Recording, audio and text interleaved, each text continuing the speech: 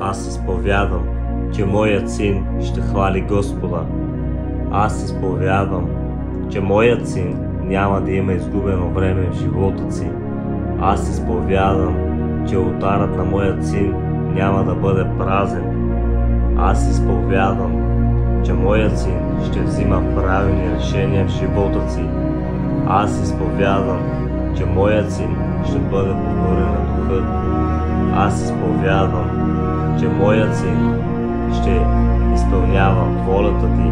Аз изповядвам, че моят син няма да има нужда от нищо, защото в Тебе, Господи, има всичко.